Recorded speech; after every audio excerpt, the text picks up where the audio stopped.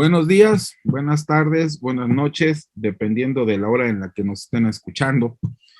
Pues bienvenidos sean ustedes a una serie de emisiones que vamos a hacer particularmente en Grado Cero Latinoamérica. Estas no van a ser entrevistas propiamente, sino van a ser diálogos que vamos a tener de manera informativa para tratar de comprender el estatus de las cosas, ¿no? En donde se encuentran, sobre dos temas en particular, ¿no? Uno sobre feminismo, que es el episodio que va a salir hoy, y el otro sobre la cuestión de la discapacidad.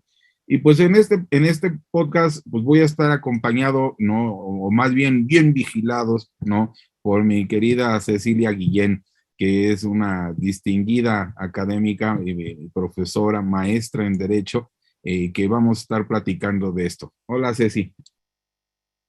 Hola, Poncho, ¿cómo estás? Pues, bien, dices tú, vamos a tener el diálogo tal donde, como lo hemos tenido siempre, ¿no? Abierto, directo, y pensado como el estado de las cosas. Me encantó porque es buscar propuestas provisionales para seguir, pues, construyendo en ellas, ¿no? No hay respuesta final, ¿no? Ni correcta, es provisional todo. Todo es temporal, ¿no? Y creo que es importante contar un poco la historia del podcast, ¿no? Y que es muy ligado a la historia entre Ceci y yo, ¿no? La historia del podcast. Yo tuve el privilegio de ser profesor de ella en el posgrado hace muchos años. Me acuerdo que en la época que yo daba clases, no, duro y duro, me daban durísimo con el feminismo, ¿no? Así a la cabeza, ¿no? Y yo en ese entonces no, confieso que no tenía muchas lecturas sobre la cuestión del feminismo, y quienes me motivaron a leerlo fueron precisamente personas como Ceci. Recuerdo con mucho cariño a Diana, ¿no? Que ella anda allá por su tierra, ¿no? En Colombia. Y precisamente yo le platicaba hace unas semanas a Ceci que era algo que yo quería trabajar, tenía ganas de hacerlo con ella, con alguien que supiera de esto feminismo, en el sentido de que más allá de ser un movimiento social, el feminismo también ha sido una forma de expresar las cosas teóricamente, literariamente, científicamente, y muy desafortunadamente, muchas veces esas lecturas pasan por debajo del agua, no pasan por debajo del status quo, ¿no? De los hombres, y creo que son lecturas sumamente interesantes, sumamente preocupantes por todo lo que ellas mencionan, y que creo que permiten, desde esta perspectiva, ahora sí, leerlas, que no es lo mismo que escucharlas afuera, leerlas, entenderlas, desmenuzar. Y en ese sentido, creo que es por eso la importancia de este podcast y de platicar mucho con Ceci, que siempre ha sido una feminista declarada, ¿no? Y que veamos si estamos entendiendo esas lecturas, ¿no, Ceci? Las lecturas, y yo creo que una cosa que hay que también plantar desde el arranque del podcast, ¿no? Creo que justo ¿por qué nos conocías el tema a Diana, a mí y a otras compañeras del posgrado? Porque tenemos una praxis feminista. O sea, no es así como que el texto que lees y bueno, si no hay un control de lectura para la clase ni se enteran que leí o hasta que no salga mi paper, es tener la praxis, ¿no? Es dónde queda esto que lees, que redactas, es más, a veces tienes como estas charlas súper privilegiadas o con temas muy, muy personales que también atraviesan violencias, atraviesan los entornos que ocupamos, pero sobre todo es una praxis, Poncho, porque sin esa parte es teoría, es que no por eso pierde su valor, pero creo que esa es una cuestión importante. En el posgrado, nos pasaban pocas cosas, porque éramos una generación pequeña, ¿no? Pero me acuerdo mucho nos tocó el profesor que hacía chistes microsóginos y que quedarte con la cara así de, no me voy a reír, en un salón con 6 alumnos y una vaca sagrada, si te la juegas, Poncho. si te andas diciendo, pues, mi beca con así de a ver si no me la tronan con esto.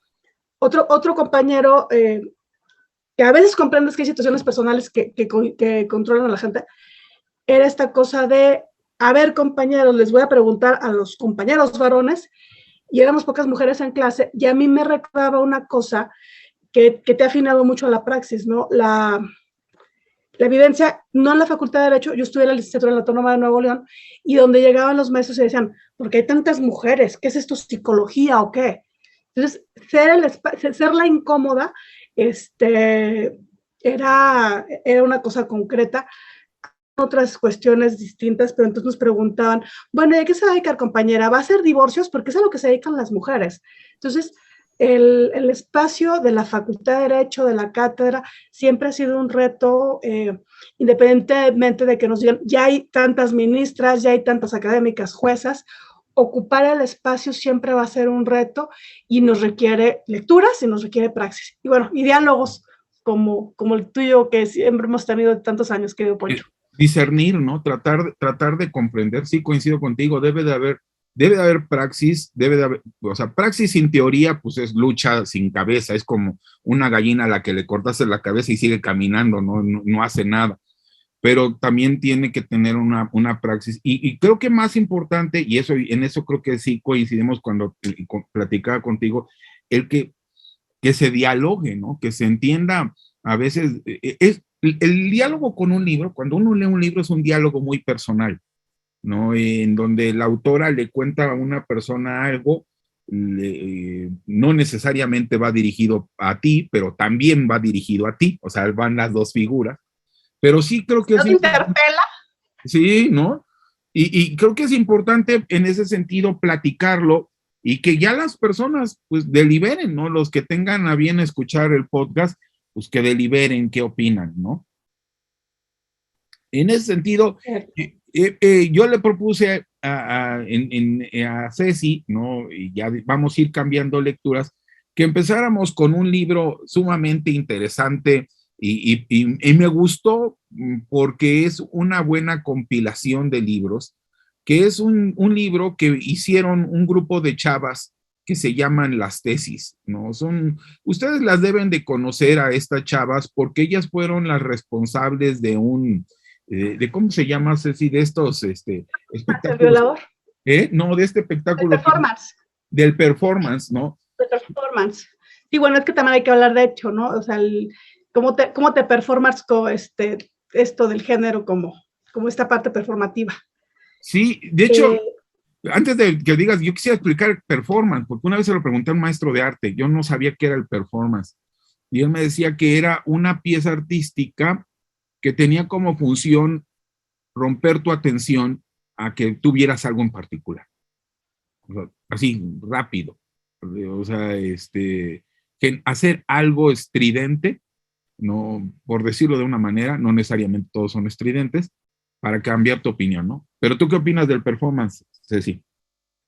Yo creo que es justo la esencia del libro del que vamos a comentar, ¿no? Tomar una posición, un interpelar, pero creo que una cosa que hace muy interesante el performance es como lugar de tomar la escena donde va, y entonces con los contenidos muy claros, lanzar el mensaje. A veces no es una cuestión, como dices tú, es estridente, pero eso no lo condiciona a estar muy producido, o sea, no es el Cirque du Soleil, puede ser de herramientas básicas, de elementos teatrales, por decirlo de alguna manera, los elementales, los mínimos, como digamos en producción, pero lo que tienes bien claro el mensaje.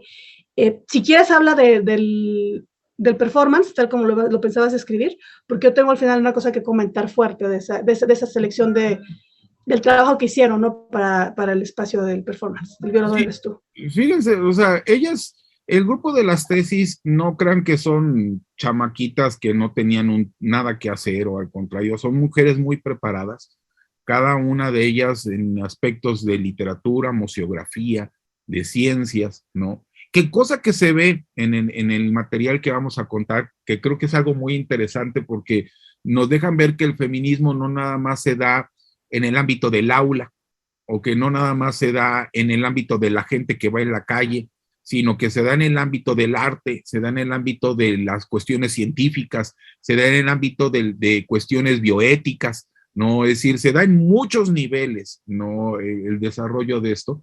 Este grupo de chavas son 4, ¿no? Las que conforman principalmente, o las que lideran el colectivo, que es Dafne Valdés, Paula Cometa, Sibila Sotomayor y Lea Cáceres. Ellas son chilenas, son de la ciudad de Valparaíso, y ellas las que hacen, sacan a la venta esta antología que es de la que vamos a platicar y que es la que quiere comentar ahorita unas cuestiones Ceci, que es las tesis, antología feminista, ¿no?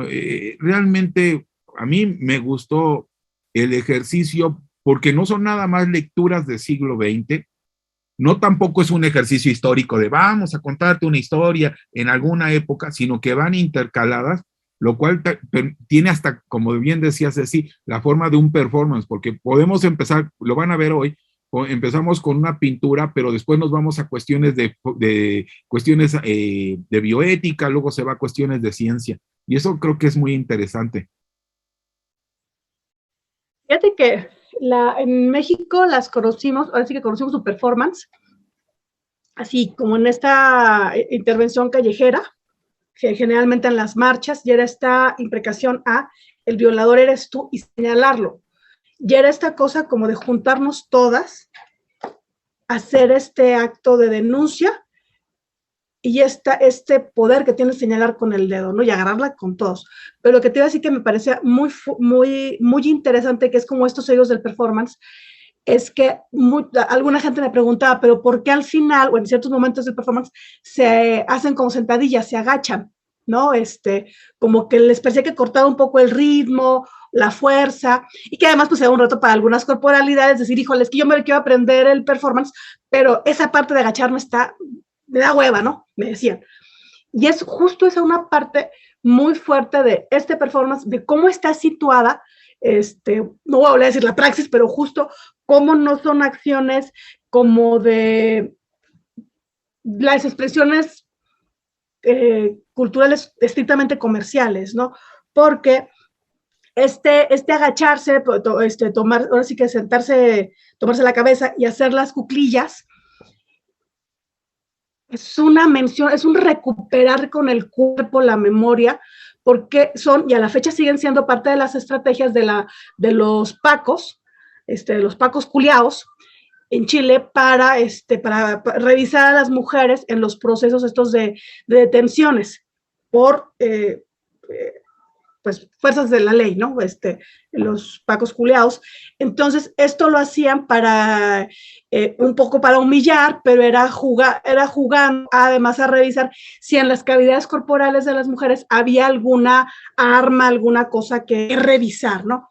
Entonces, era como esa doble función de humillar y forzar, pues, corporalmente a expulsar algo del cuerpo si lo tenías ahí, ¿no? Con la excusa de que eres una peligrosa, ya te cachamos que esas son las estrategias, pero lo hacían al parejo, no es que te tuvieran fichada y dijeran, Cecilia acostumbra a traer navajas en la vagina, ¿no? Que haga estas genuflexiones, no, era al parejo, ¿no? Entonces, ellas recuperan con el cuerpo y en estos procesos de denuncia, esto que viven y vivían las chilenas en estos procesos de conflictos y de manifestación y de tener crisis y tener como necesidad de salir a marchar, ¿no? Eso te recuerda también cierta conciencia política que tienen las hermanas chilenas y que vinieron a enriquecer mucho la escena de a poner escena a estas necesidades de marchar y de denunciar. Eso se decía el policía, el juez, pero también en enunciar cómo el sometimiento físico en esos momentos. Creo que es importante de los performance, porque hay de muchos tipos. Recientemente en la marcha del 8M aquí en México, vimos también una cuestión que resultaba bastante, hay quien cuestiona si estaba montado, ir a regalarle flores a las policías, ¿no? Eso también tiene su montaje, pero en este caso como performance, sino como montaje, era esta diferencia, ¿no? Hacerlo, integrarlo a la parte escénica, a la parte de lo que se está presentando, se está diciendo, y aventar ahí la memoria y recuperarla, en nombre de todas las que vivieron esa humillación y de algunas que no regresaron, porque recordemos que mucho de esto tiene que ver con la vivencia de Chile, con su dictadura militar y su reciente paso a la dictadura, con los límites que ellas mismas han denunciado y que fueron muy evidentes en el estallido social que hoy tiene a Chile discutiendo una nueva constitución, que pues el fondo de este programa también es hablar de derecho, ¿no? Entonces es interesante cómo esto que ellas retoman con el cuerpo, tiene que ver con procesos del estallido social que hoy los tienen juridificando nuevamente, llegando a nuevos pactos constitucionales. Fíjate, no sabía esa parte. Yo entiendo inclusive que en todo el performance tiene una significación y todo lo que están haciendo tiene una significación, ¿no? Que tendríamos que ir indagando poco a poco sobre lo que realizaron, ¿no? Y ahorita que comentabas sobre esto, a mí me parece interesante porque no solamente eran vistas como, o sea, cuando se hace esta parte de ponerlas en cuclillas, ¿no? Como posibles personas que podrían estar haciendo para poder burlarse o actuar burdamente con ellas, sino también era el ser vistas como algo para ser utilizado. No sé si me estoy explicando. No verse como personas autónomas, y yo creo que es una parte que denuncian, ¿no? Es decir, porque curiosamente esa parte donde ellas se ponen en cuclillas es cuando hablan de los jueces, de los policías y de todo esto, y en donde pareciera ser que no eran personas legales con derechos, no eran simplemente, podrían ser personas que eran utilizadas para acarrear cosas, ¿no? Pues sí, es que esa, dicen que en estos pasos a la democracia o en democracias débiles, pues esos son los riesgos, ¿no? Hay normas que te indican quiénes son las cosas en servicio en un mercado, y ese es el reto, pues, del derecho, ¿no? Cómo desactivar esa situación de cosa que se tiene frente a la administración pública, en las interacciones, en los espacios de lo privado, porque a mí, digo, y me encantaría, como dices tú, irlo revisando, porque hay como esta fuerza de pasar o sea, ahora sí que empoderarte, y en alternar el señalar el juez, ¿no? El policía, el violador, y el violador eres tú, porque también es otra manera de violentar. A veces, y me parece muy necesario, en todo este lugar de darle su dimensión de daño a los bienes tutelados de la persona, pensamos que todo es violentar en términos de lo sexual a las mujeres. Pero ir a una marcha, ir a ocupar un espacio político y que eso te acaben revisando de esa manera los pacos, pues era un quitarte el lugar, era desincentivar la participación política en esos espacios de lo público, ¿no? Participar en el estallido social y que salieras corriendo y que tú fueras de las más vulnerables, es una carga adicional para participar de lo público. Exactamente. Ahora, yo creo que es muy importante también hacer una reflexión ahorita que comenta lo del derecho. Yo sé que hay muchos grupos que piensan que el derecho, pues al final de cuentas, es un sistema ya de control, ¿no? Yo a título muy personal, siempre he pensado que el derecho puede tener dos formas o dos representaciones. Puede ser un instrumento de control, si tú lo dejas, porque al final el derecho no tiene vida, es una maquinaria, o puede ser un instrumento emancipador. No, puede ser un instrumento liberador en la medida en la que te vas apropiando de ese discurso, ¿no? Y que vas construyendo formas para que el derecho pueda operar. Y yo creo que en ese sentido sí es importante que, por lo menos en términos de esta discusión, sí vamos a hablar en dos esferas, en la esfera de cuando el derecho opera como un sistema de control, pero la intención es trasladarlo a una esfera emancipadora. Y y una autora muy interesante, Victoria Chenot, es una antropóloga que ha hecho estudios interculturales de los usos del derecho.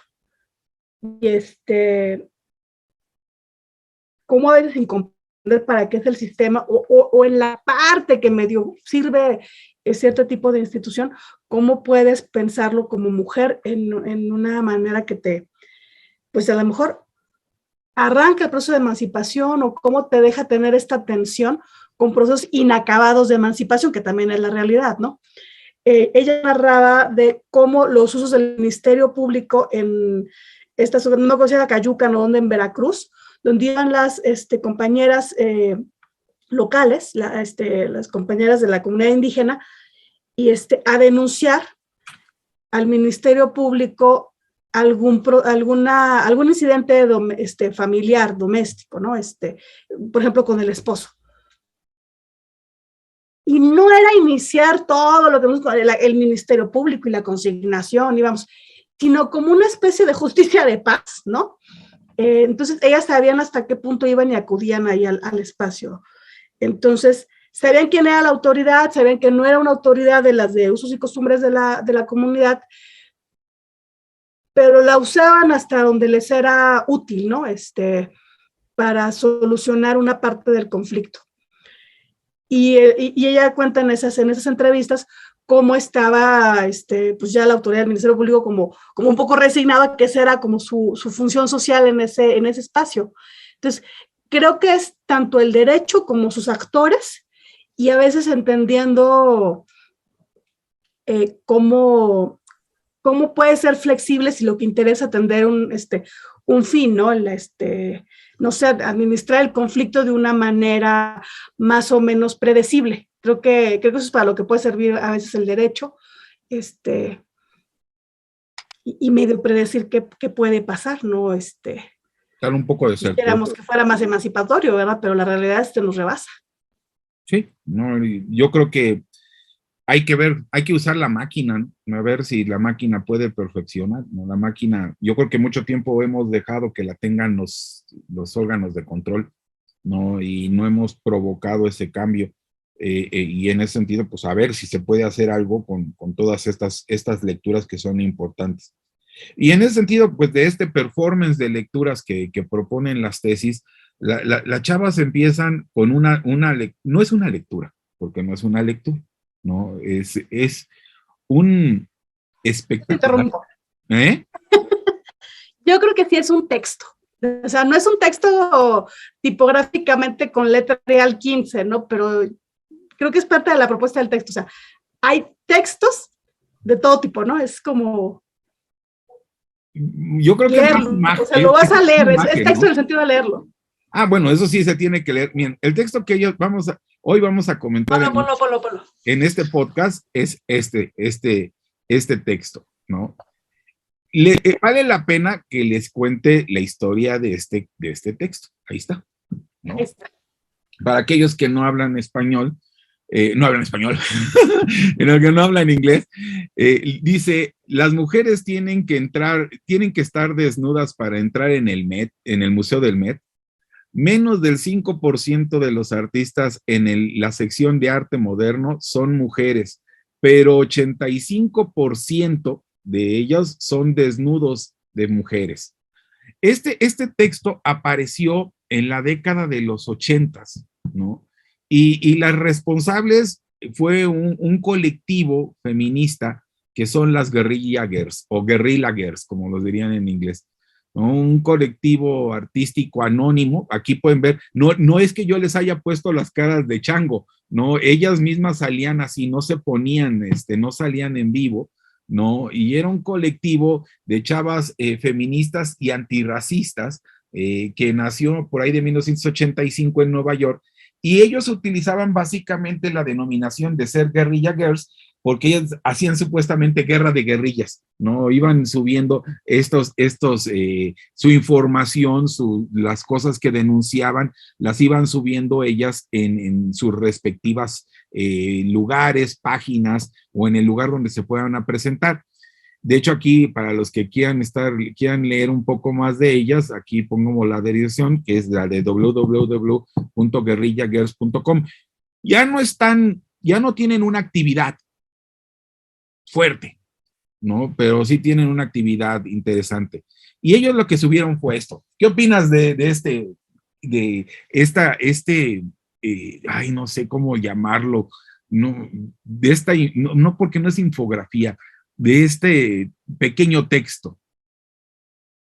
Es una interpelación, ¿no? Gráfica. Yo creo que ahora que hacemos memes de todo y que algunos memes son informativos, pues fueron unas grandes precursoras de estas cosas de la comunicación. Yo creo que el término de guerra de guerrillas además es buenísimo porque era hacer la lucha donde se podía, ¿no? Si no me dejas entrar al museo, a la galería, encuentro un mejor espacio para comunicar con la gente, ¿no? Entonces era más interesante ver que estaban publicando ellas y cuentan las crónicas de la época que literal tapizaban la ciudad, que además recordemos también una cosa, Poncho, Nueva York está saturadísima de publicidad.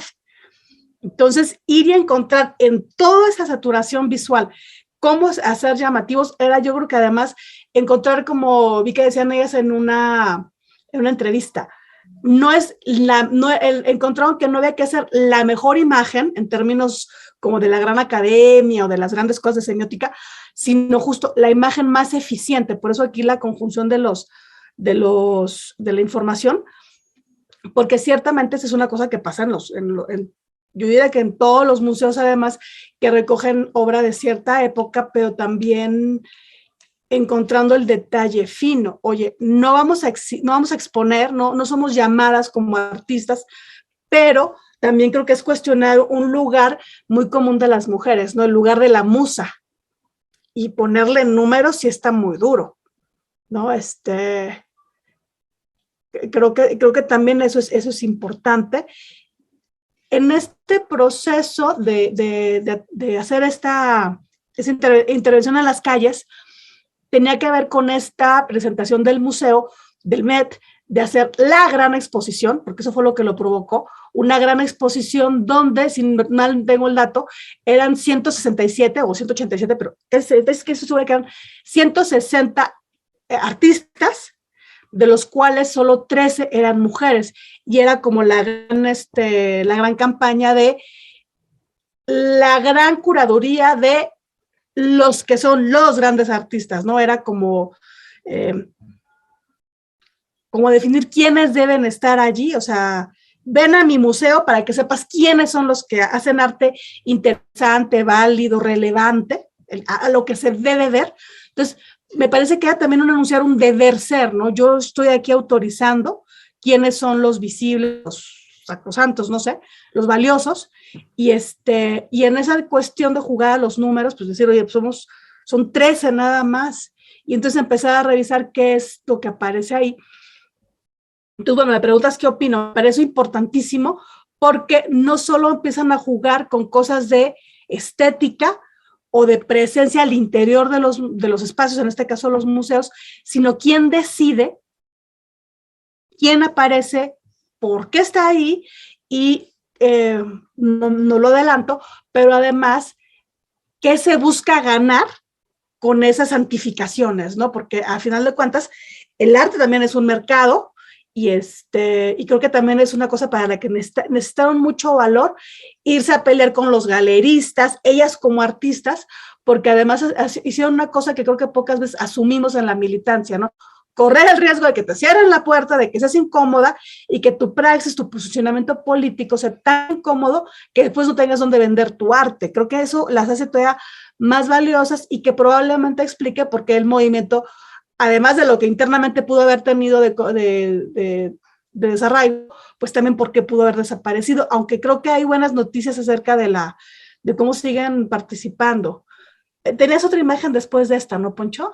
Sí, tengo la imagen de los museos, de cómo ellos nos proponen un código ético, ¿no? Pero fíjate, antes de que avancemos al código ético, Pásale, te volvemos. ¿Perdón? Vámonos, sí. Fíjate que hace como un año subió una serie HBO que viene de España, una serie interesante, que a lo mejor el título no nos va a llevar mucho a esto. La serie se llama La Peste, ¿no? Y habla propiamente de la época de la peste negra en España, ¿no?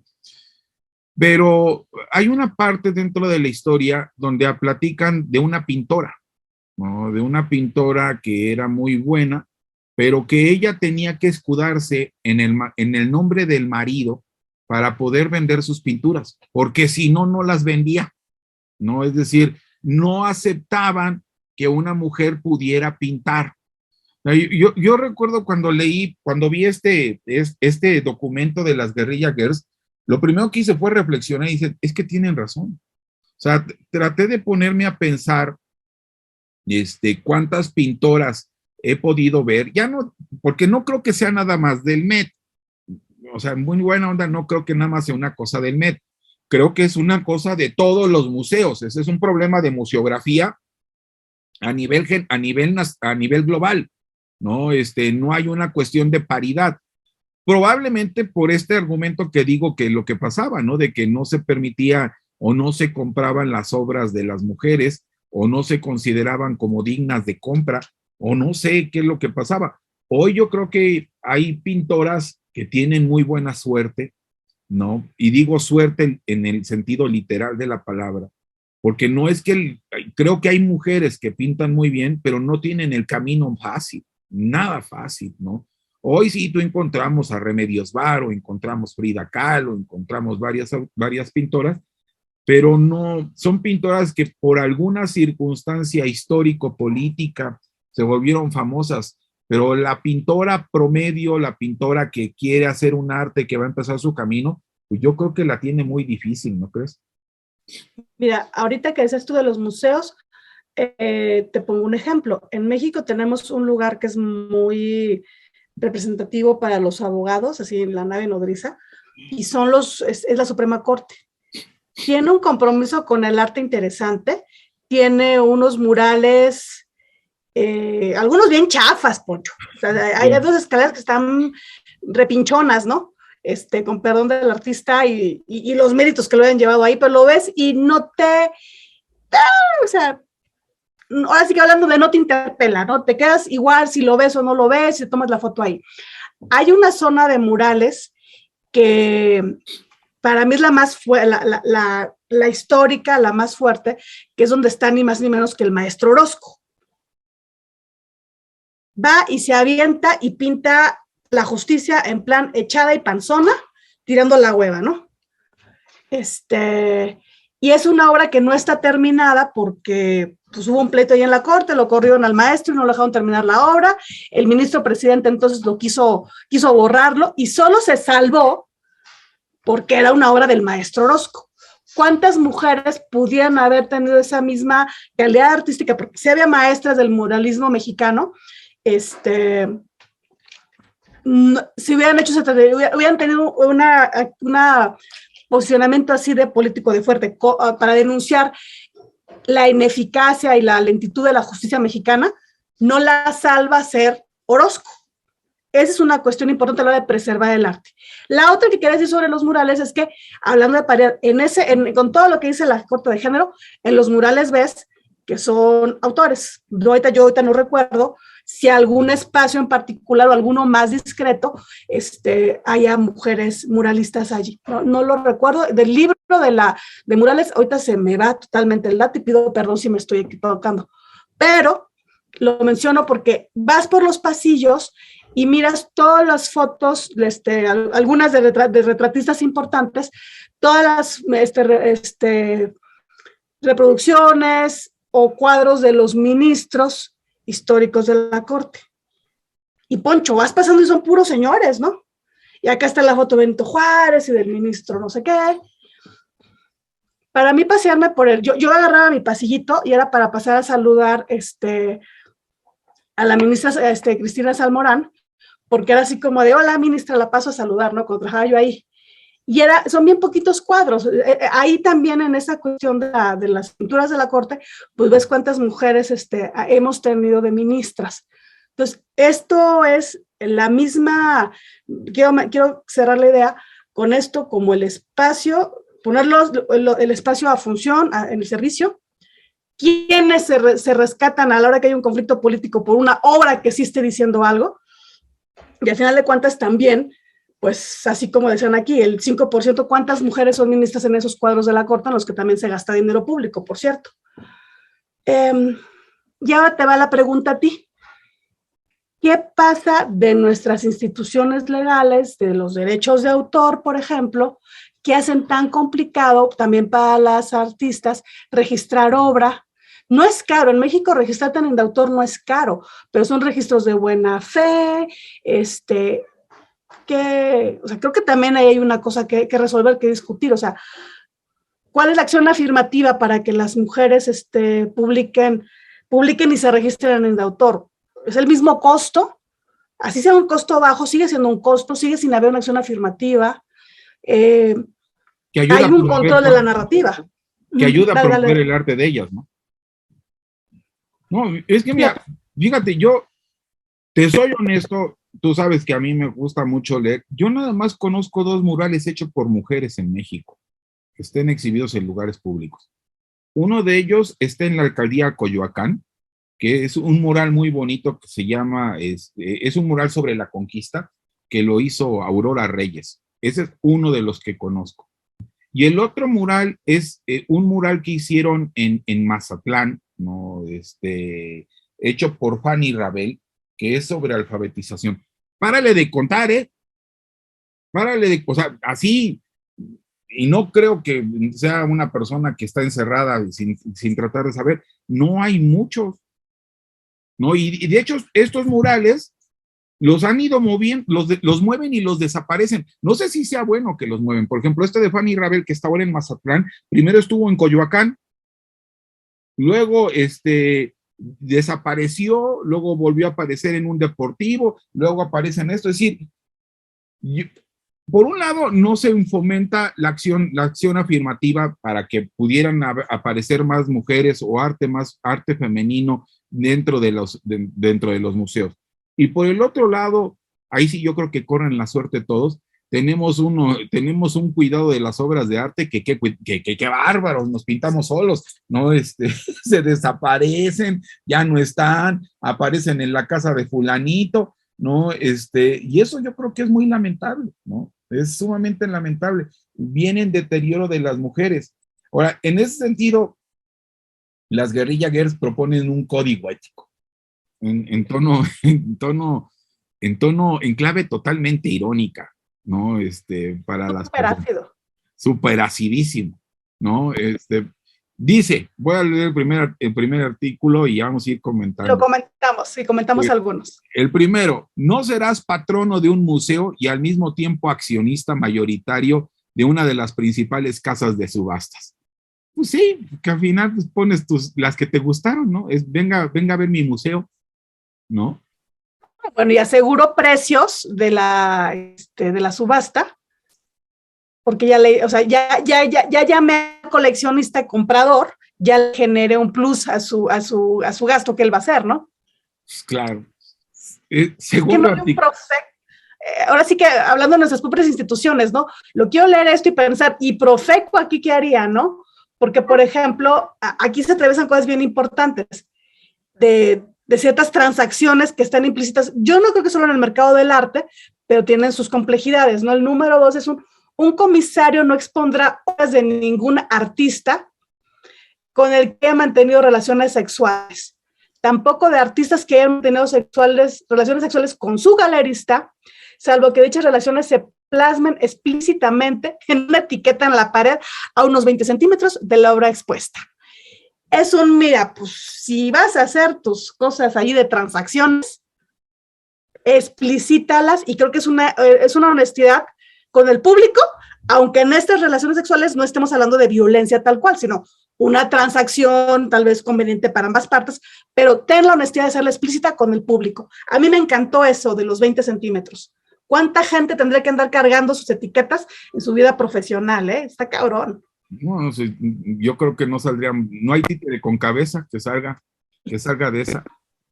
Tercera, no organizarás más de 3 retrospectivas de ningún artista cuyo galerista sea hermano del comisario jefe. O sea, ya ni modo con tu canal, la familia tiene que esperar por lo menos que sean 2. O sea, en un sentido totalmente irónico, sea usted un poco coherente y nada más mantenga 2, no sea exagerado. No nos ande llenando de sus familiares. Damos chance a su nepotismo con unas 2, ya 3 ya no se mancha. Ya desmanchado. Y cuando hablamos de cómo financiar en estas llamadas, vamos a buscar a los amiguitos ricos, así, tus cuates empoderadones, ¿no? Que llamas a tu patronato, bueno, pues no limitarás tu patronato a directores corporativos, empresarios ricos, ni parásitos sociales. Destinarás al menos al 0.001% a artistas que representan las proporciones raciales y de género de la población de los Estados Unidos.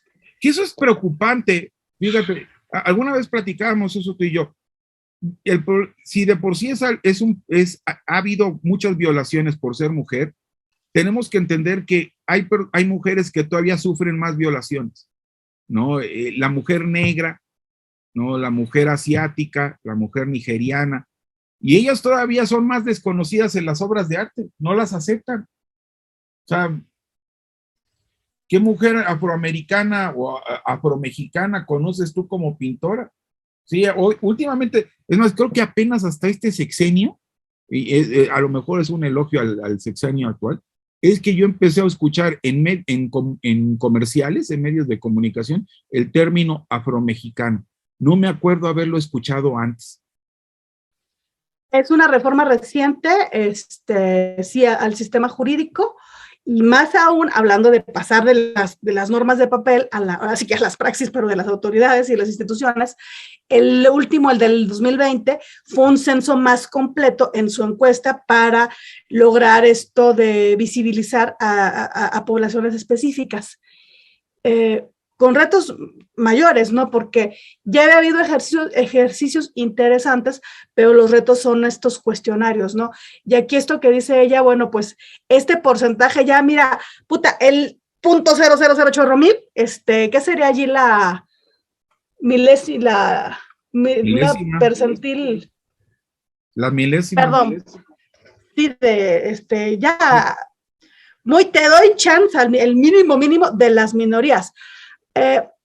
Hay algo interesante, ¿no? Aún en los 80s, con esos 80s tan extremos, que venían de esos lugares de la efervescencia todavía, ¿cómo tienes unos 80s con sus características estéticas y políticas, un Reagan de presidente tan republicano? O sea, lo que significaba hacer este manifiesto, después de tener unos 60 tan políticamente huyentes, tan claros de cómo se querían los derechos civiles y políticos, y también raciales, para abrir, para romper esta idea de los espacios segregados por ley.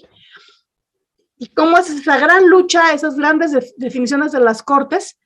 Te llega un Reagan de presidente y tienes que andar diciendo, oye, pues te recuerdo que también aquí tiene que haber un punto, algo, a la hora de hablarlo, pero además bien interesante, aquí ya no están hablando solo de representarte, de hacer, de abrir la puerta, sino además el patronato como un lugar de poder. Entonces, sabes que no solo invites a tus amigos ricos y blancos, o blanqueados, en el caso de México, sino que además queremos participar de los lugares de poder. No solo quiero que me exhibas, o que me pagues, o que tengas algo de paridad a la hora de elegir las fechas de mi obra, sino también poder decidir en el patronato. Eso me parece fuerte y va ligado a la siguiente, Poncho, que también está fuerte, que sigamos en estos, todavía que 40, 30 años después pensando que hay que revisar este decálogo. Sí, la siguiente dice, no permitirás que las empresas laven su imagen pública en los museos hasta que hayan eliminado sus vertederos de residuos tóxicos y limpiado sus vertidos de petróleo. Y creo que tienen razón, muchas de las empresas que donan se caracterizan por eso. No es que tengan un afán propiamente cultural, sino que buscan evadir impuestos, presentarse ante la escena pública como principales donantes, y creo que sí es una crítica sumamente ácida por parte de las guerrillas verdes, ¿no? O sea, creo que además, esto cuando leí el código, que dije, estaba perfecto para discutirlo con Poncho en términos de ética y de conveniencias de mercado, es pensar cuánto tiempo tenemos llamando la atención de los museos y otros lugares como espacio de lavados de cara, ¿no? Y hablando, tú mencionabas a Remedios Varo, a Frida Kahlo, estas personas, junto con ellas en particular, ¿no? Pero que tienen posibilidades de mantenerse por contactos, por contratos, porque estaban vendiendo obra, porque tenían relaciones sociales, al final de cuentas, ellas dos no son el ejemplo de las artistas en su momento ni siquiera marginadas, ¿no? Pero el punto 6 dice, ofrecerás espléndidos funerales a las mujeres artistas y a los artistas de color a los que has previsto exponer una vez fallecidos, ¿no? Porque es esta cuestión de me estoy esperando a que se muera para que suba de valor su obra, pero mientras que se la lleve la, no sé, la bruja. Sí, el No, municipio a enterrar, ¿no? La fosa común. no, y ¿sabes qué? Fíjate, hay una autora de la que luego yo creo que vamos a platicar, que es Angela Davis, no, una estupenda escritora, y ella tiene un libro donde critica lo que pasó con las artistas de jazz de la época, Billie Holiday y todas ellas, que realmente tuvieron una vida atroz, atroz, o sea, yo sé que cuando uno oye los discos dice, ay, qué bonito cantan y se queda uno embelesado escuchándolas, pero fueron mujeres que fueron, le robaron los hombres, las golpearon, las maltrataron, y aún así tenían que mantener una faceta sonriente, ¿no? Una comunidad que realmente nunca defendió esto. O sea, creo que este argumento que ellos dicen sobre hablar de los artistas de color es importante. Ahora, yo lo traduciría aquí a México. No hablamos de las artistas indígenas, no hablamos de mujeres artistas. O sea, hagan ustedes un recuento ahorita mental. En todo lo que ustedes tienen de vida, ¿cuántas veces han escuchado de un funeral para una mujer artista? O sea, vamos a llevarla a Bellas Artes, por ejemplo, porque falleció una mujer artista. Vaya, pongo un ejemplo. Leonora Carrington fue una mujer muy interesante como artista, pero ni fu ni fa. No, ni fu ni fa.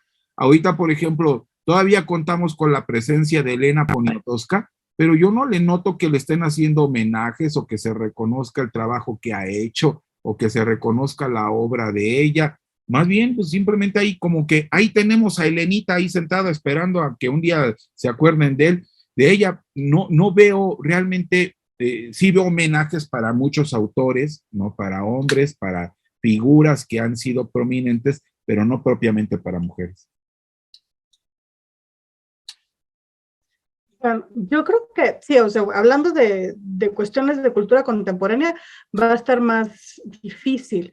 Yo recuerdo en el marco, cuando surge este museo de Legorreta allá en Monterrey, hecho por Legorreta, el arquitecto, Poncho, eran año tras año, otra vez ya le decíamos el galán del museo, que era Julio Galán, un pintor norestense contemporáneo,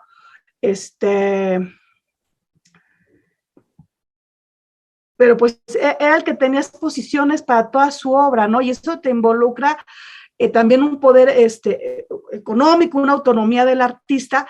Yo no recuerdo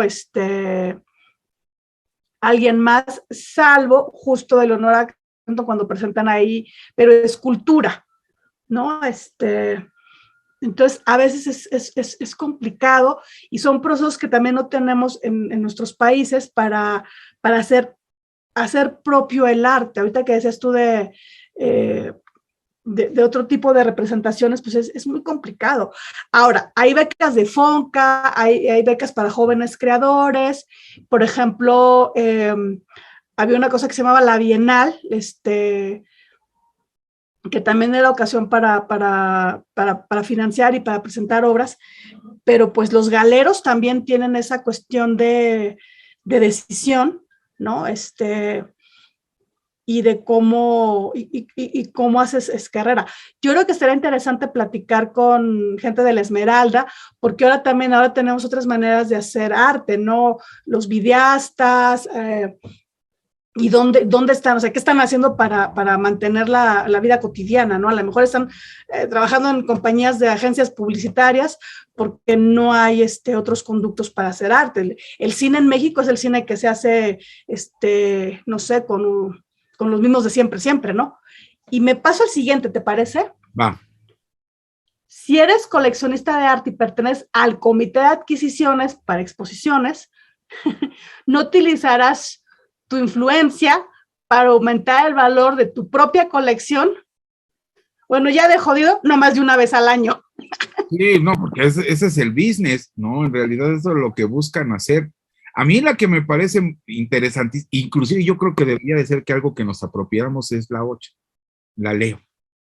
Las empresas benefactoras cuyos ingresos procedan de productos dirigidos a mujeres y personas de color destinarán sus donaciones a museos que organicen exposiciones y adquisiciones de arte para dichos grupos.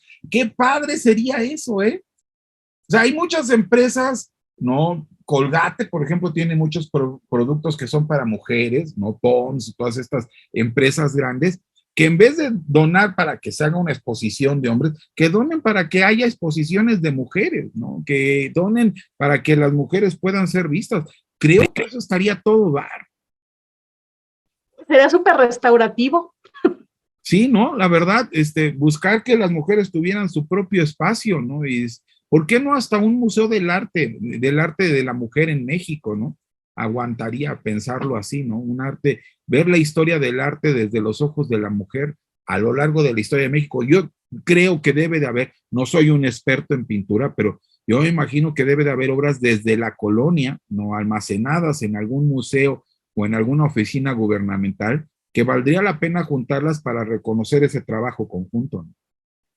Pues fíjate, Poncho, que hablando de precios y esto, una de las entidades que te acepta pago en especie de tus impuestos es o es la Secretaría de Hacienda, ¿no? Es el SAT, pero o sea, en la General Jurídica está esta oficina que decide a quienes a quienes se les admite su obra por ser tan relevante, y entonces pagas tus impuestos con obra que se queda en el gran, ¿cómo se llama? Homenaje del Estado.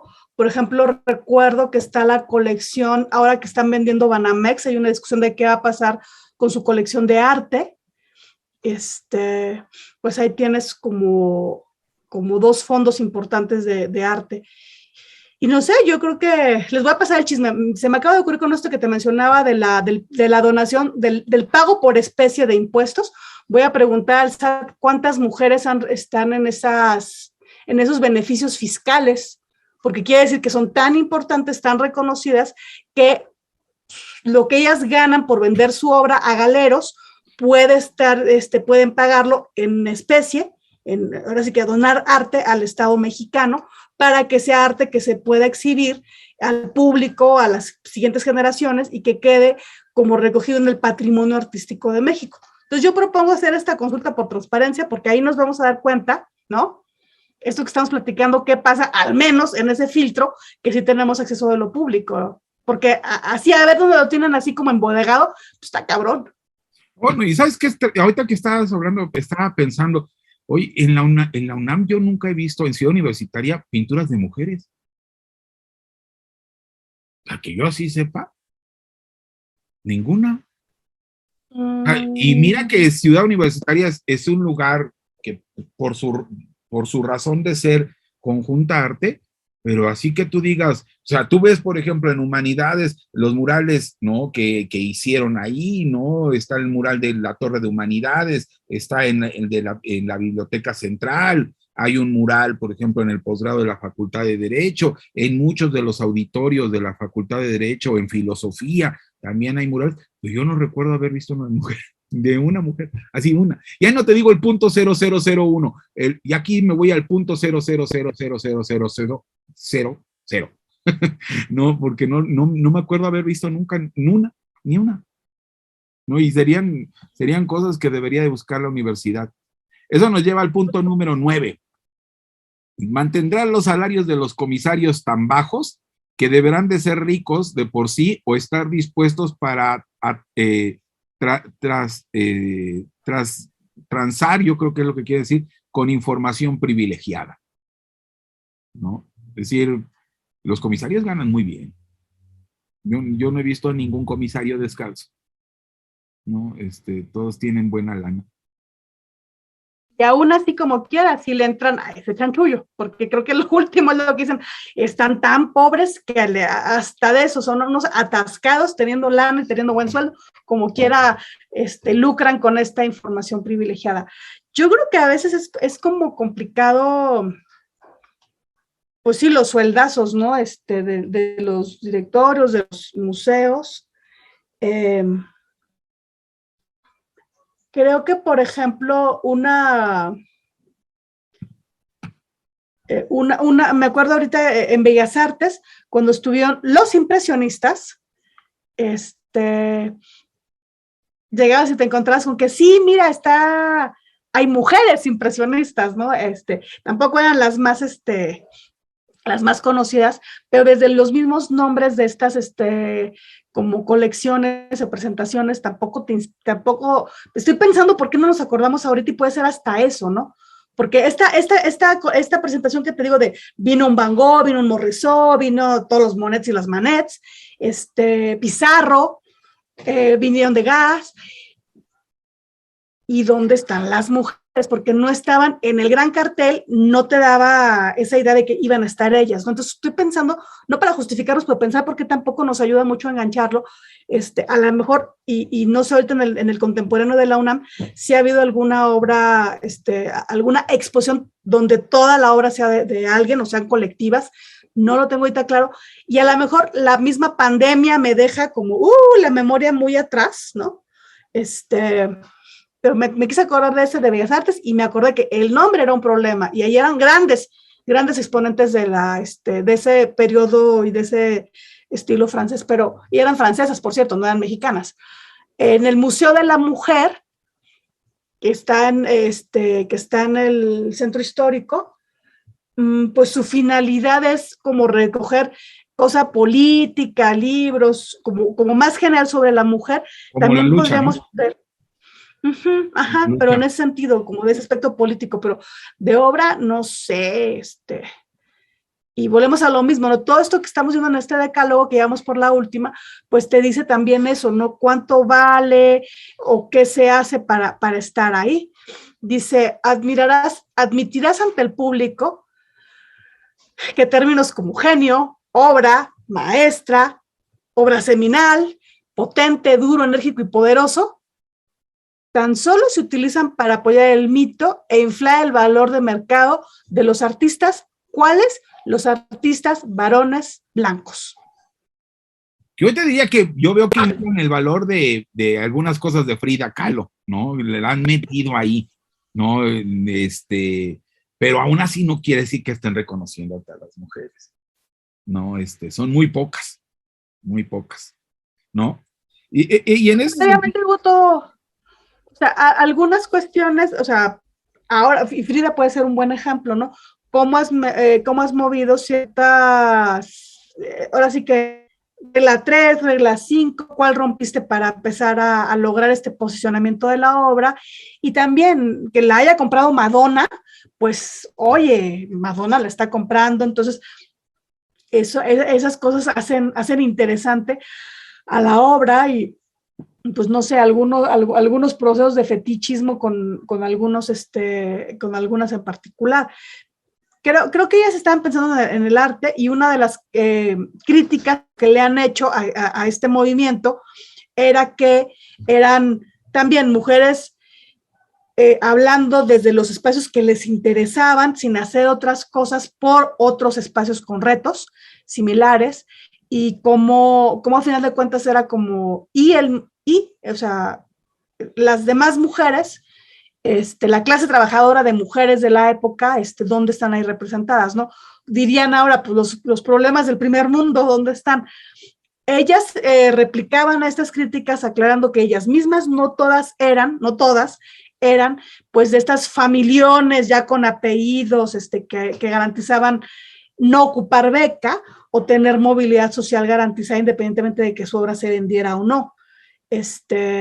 Creo que eso también hay que hablar, ¿no? De las críticas que les hicieron, que eran muy comerciales, que los argumentos eran blancos o que estaban o que no siempre correspondían a esta corrección de hablar de minorías raciales y que a la hora de la hora, bueno, pues tampoco era la realidad, pero creo que son los retos, empezar a hablar, empezar a decir esto, creo que es importante y me recuerda también esto de hablar de romper el techo de cristal, ¿no? En otro sentido. Fíjate que yo pienso que más allá de romper el techo de cristal, y a lo mejor es mi perspectiva, ¿no?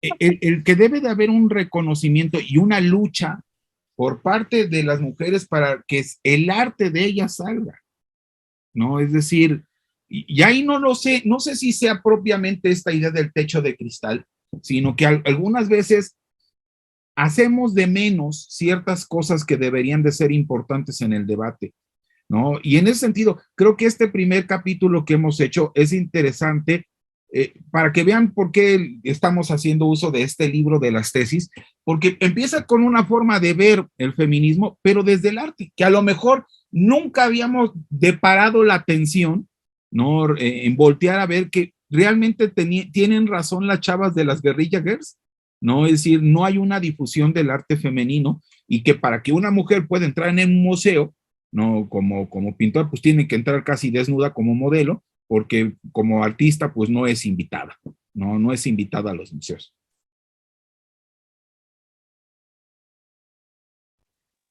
Yo creo que la metáfora del techo de cristal es como muy fuerte a la hora de, al menos para mí, creo que es como esta idea de todas quieren romper el techo de cristal, pero es como ir y subir al tope, ¿no? Y no necesariamente todas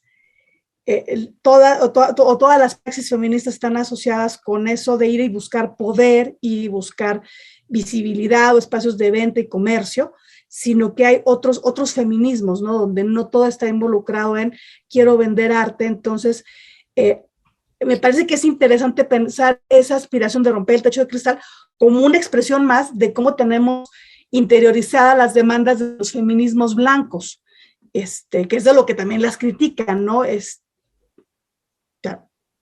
Ok, tú quieres vender y las demás, ¿qué? A veces ¿dónde está visibilidad para artistas? ¿Dónde gana tanta notoriedad que hace como complicado oigan, yo les vengo a hablar de otra cosa, ¿no? De la conciliación laboral de las mujeres que damos clases, trabajamos, pero tenemos que hacer 20 maromas, ¿no? Entonces, ¿dónde están esas otras, dónde están esos reclamos? A mí me encanta el manifiesto por lo ácido, por lo claro de este juego del mercado, el poder, la riqueza, de los que pueden comprar, ¿no? Y de quienes deciden estos precios y estas relevancias artísticas a futuro, ¿no? Pero también me llama la atención que hay una cosa ahí, tal vez, no sé, si en otra pieza o en otro momento de su trabajo puedes ver ahí lo que pasa con la realidad de las estudiantes de arte, ¿no? Acceso a becas, guarderías para las hijas de las estudiantes o los hijos, como las carencias que tienes que tener, o sea, no sé si eres estudiante de la Esmeralda, pues a ver quién te cuida al chamaco, ¿no? Aquí mismo en CEU, en otros espacios para otro tipo de ejercicios, y pensándolo más ampliamente, ¿no? Ya sea que sean estudiante de arquitectura, de derecho, de lo que sea, ese proceso antes de llegar a cómo discutir mi precio en el mercado es una parte del trecho en el que, pues tu techo de cristal es la puerta de cristal, pero del microbús en el que a veces llegas a la universidad, el día que tienes las puertas del metro, eso es lo que ves de cristal así, y te vas cargando tu chamaco, ¿no? O sea, es bien interesante, es bien potente. Visualmente, he visto varios de los carteles que ahorita no abusamos más de presentar más cosas porque también los va a escuchar y esto no siempre va a tener apoyo visual, pero ¿cómo pasas de esas discusiones cuando ya andas discutiendo la presencia en un mercado y cómo juega ese mercado en relaciones de poder y lavados de cara con empresas, ¿no? Como Exxon y las grandes donaciones de las petroleras? Pero ¿qué pasa antes? Cuando eres estudiante, te digo, para eso creo que sí nos da otras partes del libro, del sí, que las iremos que del que vamos a hablar en otras ocasiones, ¿no? Porque ellas, las tesis, cuando hablan de cómo curaron esta obra, decías tú bien, empieza en plan performance, donde lo abras, algo te puede decir el libro si quieres o no, y hacen una cosa bien interesante. No están aquí las buenas feministas, sino algunas que quedaron superadas en el tiempo, algunas posturas que nos pueden llamar la atención en cuanto a qué esta vieja quería, ¿no? O qué sesgada visión porque es académica o porque tenía un lugar muy blanco. Hay hay ¿cómo se llama? Unas cuestiones que me llaman mucho la atención. Pensada que, y esto a veces tú y yo creemos que nos escuchan estudiantes de Derecho, pero puede haber más público, ¿cómo atraviesas poesía? ¿Cómo atraviesas crónica? Otro tipo de lecturas que no sean siempre o textos legales o textos teóricos de cómo debe ser el feminismo, ¿no? Aquí, y me llamó la atención porque cuando yo había visto el libro no había caído en la cuenta, tú me recomendaste el poema de Chimamanda, y yo, sí, tal cosa, me dijiste, no, el que viene aquí en la obra, pues claro, es una poesía, ¿no? De hecho, la Y próxima, vamos la dale. próxima sesión vamos a hablar de una poeta, bueno, no una poeta, sino una dramaturga, ¿no? Que va a ser interesante y ojalá la gente nos pueda acompañar, ¿no? Que es de Manuel Infante, ¿no? También una chilena muy provocadora, ¿no? En sus argumentos, muy interesantes, pero pues esos los hablaríamos la próxima semana, ¿no? No sé qué Te queda para la conclusiones, próxima semana. no sé qué conclusiones tengas, Ceci, para cerrar. Pues a ver, fíjate, pasamos a presentar a las tesis como estas académicas, como estas mujeres del espacio político, haciendo dos cosas, ¿no? Presentándonos este performance, recordando cómo era, por qué este texto, que además tiene como versiones breves, es valioso. Nos pasamos con las guerrillas y creo que le dimos una interesante revisada. Yo creo que este podcast nos va a traer mucho a Chile a la mente, y yo creo que va a ser interesante. Hoy estábamos presentando el podcast y hablando de este texto que los retos que tiene, ¿no? El que viene aquí en el libro. Eh, Pensando en cómo trazar este diálogo, digo, tuyo mío, pero con estos intereses comunes que tenemos acerca de algunas cuestiones del sistema jurídico, y así, ¿no? Como de bote pronto, mira, y también está aquí este llamado a la ética, cómo, a ver, aquí te da la pregunta, ¿no? ¿Qué te parece como estas maneras de llamar a repensar lo correcto, ciertas racionalidades de lo que hacemos, desde una decálogo como el que leímos? ¿Qué te parece a ti como A mí me pareció, señor de la filosofía que eres? a mí me gustó mucho leer el decálogo apoyado en la imagen, en el texto breve que ellas presentan en el museo, ¿no? Creo que era una forma de jalar la atención muy poderosamente, ¿no? Y a partir de ese llamar de atención, de decir, no sabes qué, está pasando esto, algo que muy pocos yo creo que hemos reflexionado, ¿no? Sobre la cantidad de las obras de arte, cuántas de por artistas latinas, cuántas de ellas son por artistas indígenas o afromexicanas. Y después este catálogo, ¿no? Este decálogo que creo que es muy cierto, es un llamado a la ética, ¿no? De los empresarios, a la ética del que va al museo, ¿no? De decirle, ¿sabes qué? Exige estas cosas, es necesario que tú exijas estas cosas, y en ese sentido creo que ahí es un compromiso muy interesante que vuelve a hacer honor al nombre de ellas, ¿no? En una guerra de guerrillas, ¿no? En distintos aspectos, el tratar de decirnos que estamos haciendo las cosas de forma errónea. Esto a mí me parece muy interesante, y más que se haya dado en una ciudad como Nueva York, ¿no? Es decir, una ciudad cosmopolita, ¿no? Con diferentes grupos sociales, con diferentes clases sociales, con diferentes intereses, el de dirigir la conversación hacia algo y el análisis hacia algo que era importante. A mí eso es lo que me pareció más interesante, ¿no? Sin duda alguna, ¿no? Yo aquí dejo una cosa también pendiente porque cuando retomé yo el tema de qué críticas se les pueden hacer a estos problemas del primer mundo, dicho como metáfora, ¿no? Es algo que en otro de los, en otro episodio que tengamos y en otra charla, acerca de quién dice que se registra.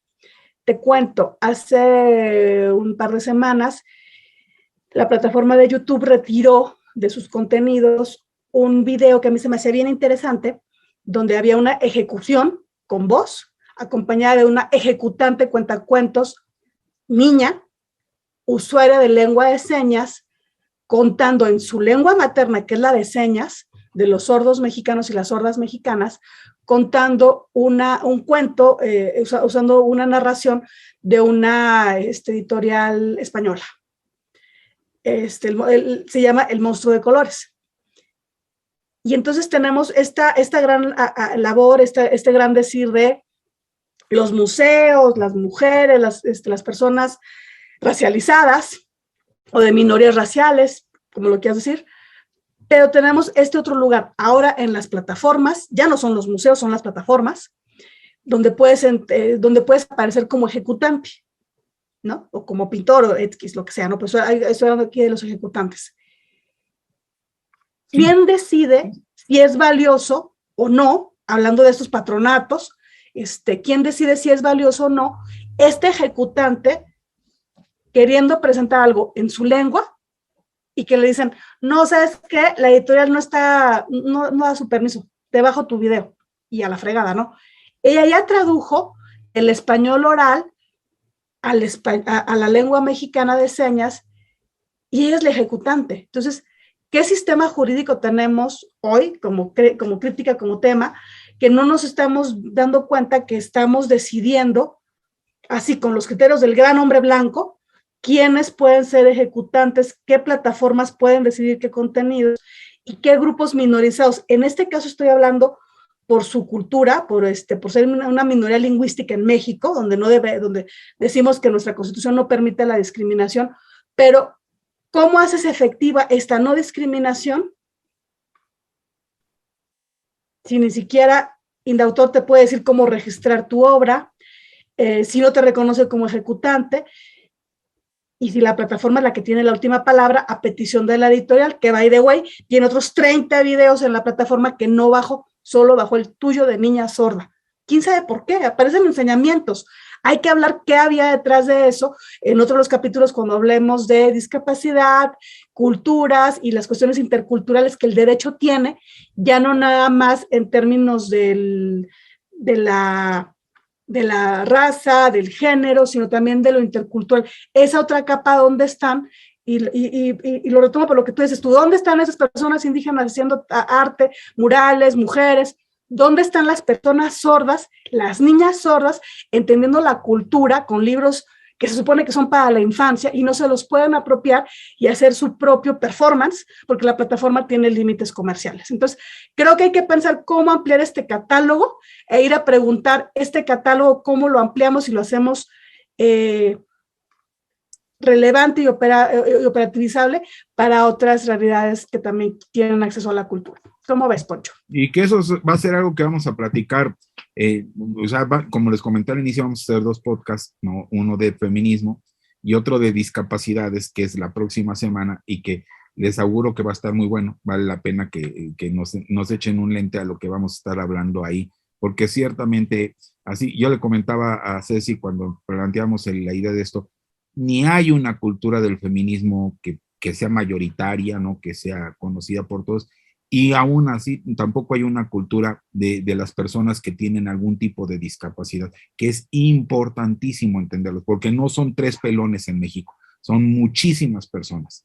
Y en ese sentido, pues el derecho no ha respondido a estas prerrogativas, pero de eso pues hablaríamos la próxima semana. Pues bueno, Ceci. Claro. con el gran reto de que no siempre es solo feminismo, solo discapacidad, sino que yo creo que va a haber crossovers bien interesantes entre los temas. Te cuento que también de las cosas que tenemos en el tintero para acabar de cerrar la discusión de hoy sobre la obra de las guerrillas, no les adelanto nada, pero tendremos estamos viendo si nos dan una entrevista para hablar de estas expresiones de guerrilla en el 8M mexicano, en versión tortilla. Así que, ¿cómo ves, Poncho? Vamos amarrando eso, ¿no? Vamos amarrándolo, ¿no? Pues bueno. Bueno, Poncho, pues qué gusto. Ceci, un placer platicar contigo. Personas que nos estuvieran viendo, un placer haber estado platicando con ustedes y pues ojalá sea de su interés seguirnos siguiendo y comentando sobre esto. Hasta luego, Ceci. Un beso, Poncho.